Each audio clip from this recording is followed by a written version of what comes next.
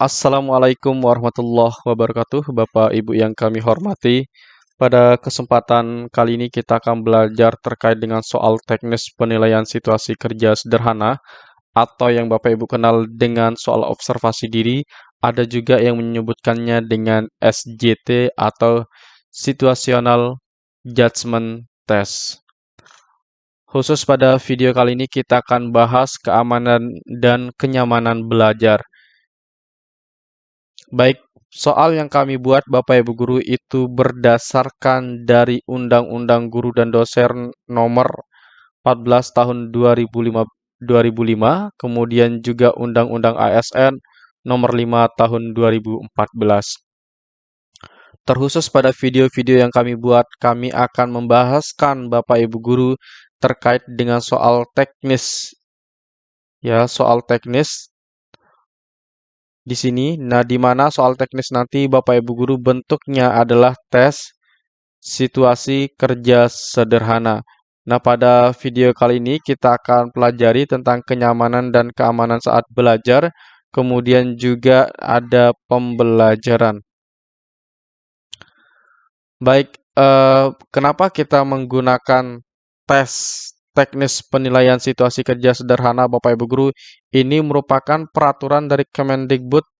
Ya, jadi kita membuat soal itu berdasarkan aturan yang telah dibuat oleh Menpan RB dan juga Kemendikbud, di mana nanti bagi Bapak Ibu guru yang termasuk ex THK 2 dan juga guru non ASN di sekolah negeri yang terdata di Dapodik lebih dari 3 tahun, maka nanti akan menjalani tes seleksi. Kompetensinya terdiri dari tes teknis berupa penilaian situasi kerja sederhana. Ini yang penting Bapak Ibu garis bawahi adalah penilaian situasi kerja sederhana. Jadi ini bentuk soalnya Bapak Ibu Guru. Di mana soal ini nanti poinnya dari 1, kemudian 2, 3, 4, 5. Nah, jadi untuk pilihan jawabannya A, B, C, D, E. Nah, dari pilihan jawaban ini Bapak Ibu Guru tidak ada jawaban yang salah. Baik, sekarang kita coba bahas saja langsung soal yang pertama terkait dengan soal teknis. Seorang siswa tampak kesulitan memahami materi pelajaran meskipun telah diberikan penjelasan berulang kali. Tindakan yang paling tepat yang harus Anda lakukan adalah titik-titik. Apakah A. Mengabaikan kebingungan siswa tersebut dan melanjutkan pelajaran? B. Menyarankan siswa tersebut untuk mencari bantuan di luar kelas. C. Menggunakan metode pengajaran yang berbeda untuk membantu siswa tersebut memahami materi. D. Memberikan tugas tambahan kepada siswa tersebut agar ia dapat mempelajari materi dengan lebih baik. Yang E. Menjelaskannya kembali di jam les privat di rumah. Baik Bapak Ibu, untuk soal ini kita akan cari kata kuncinya. Kata kuncinya di sini adalah siswa tersebut kesulitan memahami materi pelajaran. Nah, kami sering mengatakan bahwa ketika ada siswa yang mengalami kesulitan Bapak Ibu Guru, maka wajib hukumnya kita membantu siswa tersebut. Ya, wajib hukumnya kita membantu. Nah, apa yang kita bantu berarti kalau dalam pembelajaran, ya kita membantu dia bagaimana cara belajar yang efektif, bagaimana ia bisa memahami pembelajaran. Nah, khusus dalam soal ini, yaitu terkait dengan kesulitan memahami materi pelajaran. Walaupun siswa tersebut sudah dijelaskan berulang kali. Nah, ternyata siswa tersebut sudah kita ajarkan berulang kali Bapak Ibu Guru, tetapi ternyata masih saja dia belum memahami materi yang diajarkan. Maka apa tindakan yang kita lakukan? Untuk yang A, otomatis salah Bapak Ibu Guru ini nanti memiliki poin terendah ya, karena mengabaikan. Kemudian B, menyarankan siswa tersebut untuk mencari bantuan di luar kelas, ya ini di atas A ya. Kemudian yang C, menggunakan metode pengajaran yang berbeda untuk membantu siswa tersebut memahami materi. Nah, jadi jawaban yang lebih tepat di sini Bapak Ibu Guru yaitu jawaban C. Kenapa kita memilih jawaban C yang lebih tepat? Karena di sini dikatakan bahwa dia dijelaskan berulang kali. Nah, kalau dia dijelaskan berulang kali, maka yang perlu kita perbaiki adalah metode pengajarannya.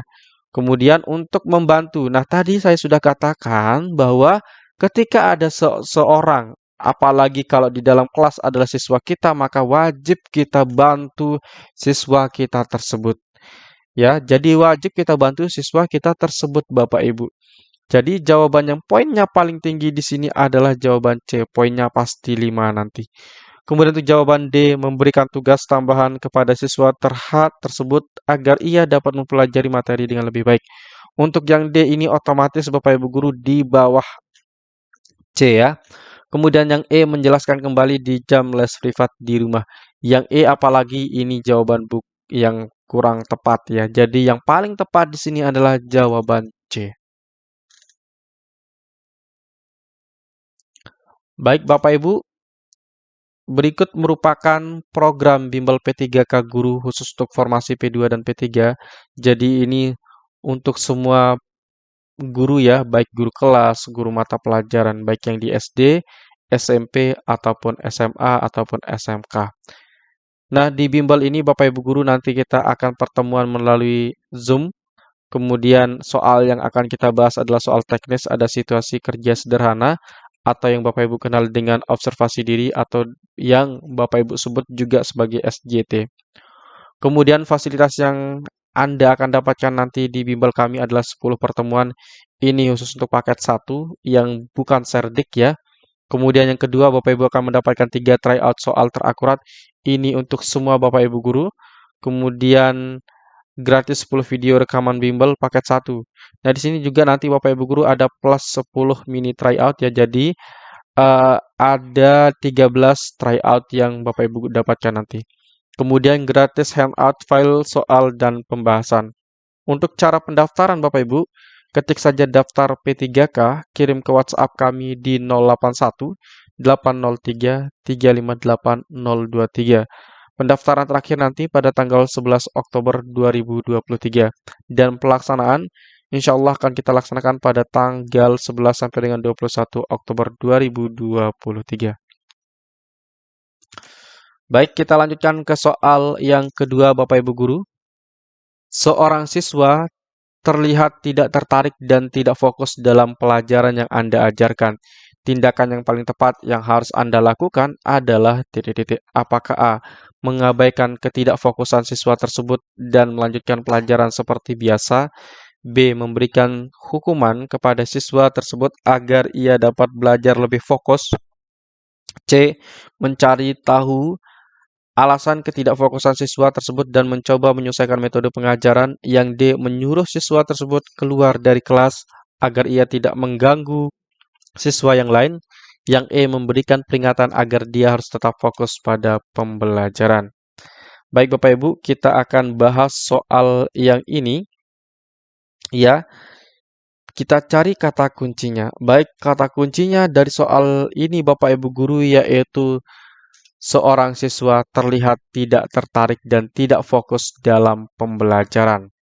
Nah, jadi siswa tersebut tidak tertarik sama sekali dan tidak fokus dalam belajar. Nah, apa tindakan kita terhadap siswa tersebut? Oke, jadi fokus masalahnya adalah tidak tertarik dan tidak fokus. Apakah yang A, mengabaikan ketidakfokusan siswa tersebut dan melanjutkan pelajaran seperti biasa? Nah, untuk yang ini nanti Bapak Ibu Guru ini akan mendapatkan poin rendah ya. Oke, ini poinnya rendah, kita eliminasi saja. Kemudian yang B, memberikan hukuman kepada siswa tersebut agar ia dapat belajar untuk lebih fokus. Ini juga poinnya rendah nanti. Kemudian yang C, mencari tahu alasan ketidakfokusan siswa tersebut dan mencoba menyelesaikan metode pengajaran. Baik, yang C ini kita simpan Bapak Ibu Guru, ini merupakan poin yang tinggi nanti di dalam pilihan jawaban ini. Kemudian yang D, menyuruh siswa tersebut keluar dari kelas agar ia tidak mengganggu siswa lainnya. Ini juga poinnya sangat rendah nanti Bapak Ibu Guru, tidak nyampe 3 ataupun 4. Kemudian yang E, memberikan peringatan agar dia harus tetap fokus pada pembelajaran. Nah, ini kemungkinan nanti poinnya di bawah C Bapak Ibu Guru, yaitu bisa jadi adalah 4. Kemudian poin yang paling tinggi di sini Bapak Ibu Guru yaitu jawaban C. Kenapa jawabannya C? Itu menjadi pertanyaan kita Bapak Ibu Guru. Baik, Karena di sini tidak fokus atau tidak tertarik pada pembelajaran, maka kita tak cari tahu apa sih alasan dia tidak tertarik. Tidak tertarik itu kan berarti dia tidak fokus nih terhadap pelajarannya. Nah, berarti di sini ketidakfokusan. Di sini juga sudah dijelaskan bahwa dia tidak fokus. Kemudian, setelah dia mengetahui masalah yang dihadapi oleh siswa atau alasannya, maka kita sebagai guru harus menyesuaikan metode pengajarannya. Nah, maka jawaban yang lebih tepat di sini adalah jawaban C, yaitu poinnya 5. Kenapa kita pilih jawaban yang C, Bapak Ibu Guru? Nah, di dalam teori pendidikan tentang pedagogi, Bapak Ibu Guru, di mana kita saat mengajar siswa tersebut, maka setiap kesulitan siswa itu kita harus bantu. Baik kesulitan saat memperhatikan pelajaran, itu kita harus bantu Bapak Ibu Guru. Itu yang namanya kompetensi pedagogi. Oke, jadi karena guru harus memiliki kompetensi pedagogi, maka dia nanti harus bisa membantu siswanya saat belajar. Baik, kita lanjutkan ke soal berikutnya, Bapak Ibu Guru. Soal yang ketiga, apa yang dimaksud dengan refleksi diri dalam konteks pengembangan profesional seorang guru muda? Apakah A. Mengevaluasi kinerja siswa secara berkala, B. Merenungkan dan mengevaluasi praktik pengajaran sendiri, C. Menyusun rencana pembelajaran secara rinci, D. Studi banding proses pembelajaran ke sekolah lain yang lebih berprestasi, E. Mengobservasi pembelajaran yang dilakukan. Baik Bapak Ibu, nah yang namanya refleksi, ini menjadi kata kunci ya, refleksi diri. Refleksi diri itu berarti melakukan perenungan. Nah, apa yang direnungkan? Yang direnungkan adalah sesuatu yang sudah dijalankan atau dilaksanakan ya.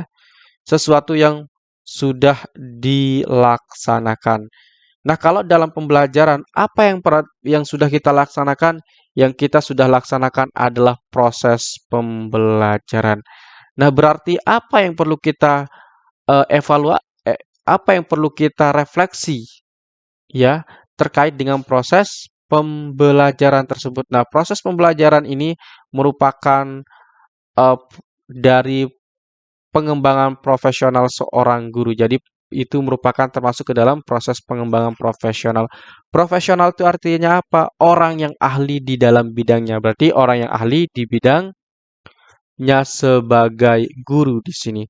Baik, untuk kita lihat pilihan jawaban A, Bapak Ibu Guru. Jadi pertanyaannya adalah terkait dengan refleksi diri.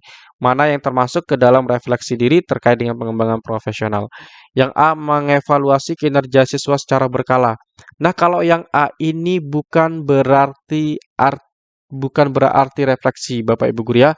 Jadi refleksi itu artinya kita melihat diri kita sebagai guru itu seperti apa? Apakah sudah mampu mengajar dengan baik atau tidak? Itu artinya refleksi. Kemudian yang B, merenungkan dan mengevaluasi praktik pengajaran sendiri. Baik, yang ini kita akan simpan Bapak Ibu Guru. Ini kemungkinan memiliki poin tinggi nanti. Kemudian yang C, menyusun rencana pembelajaran secara rinci. Ini bukan berarti refleksi, tetapi ini lebih ke perencanaan. Maka kita eliminasi saja Bapak Ibu Guru, nanti pasti poinnya rendah. Yang D, studi banding proses pembelajaran ke sekolah lain yang lebih berprestasi. Ini otomatis lebih rendah dari yang B Bapak Ibu Guru. Kemudian yang E, mengobservasi pembelajaran yang dilakukan. Oke, mengobservasi pembelajaran yang dilakukan. Ini pasti ya kalau enggak 4 ya 3 lah nanti Bapak Ibu Guru untuk poinnya. Nah, jadi Bapak Ibu di sini karena di sini adalah terkait dengan refleksi diri, berarti kita melihat diri sendiri Bapak Ibu Guru. Yang kita refleksi itu adalah diri kita, apa yang pernah kita lakukan saat pembelajaran. Nah, maka jawaban yang memiliki poin paling banyak di sini yaitu jawaban B Bapak Ibu Guru ya, yaitu merenungkan dan mengevaluasi praktik pembelajaran sendiri. Nah, tadi kami sudah bantu. Artinya refleksi itu adalah perenungan. Kemudian setelah kita melakukan perenungan, maka berikutnya mengevaluasi praktik pengajaran sendiri. Nah, praktik pengajaran ini merupakan proses dari pengembangan profesional.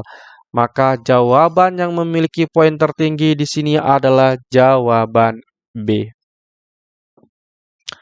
Baik Bapak Ibu, ini merupakan program bimbel kami. Silahkan Bapak Ibu guru yang mau bergabung, silahkan hubungi WhatsApp kami di 081803 358 023.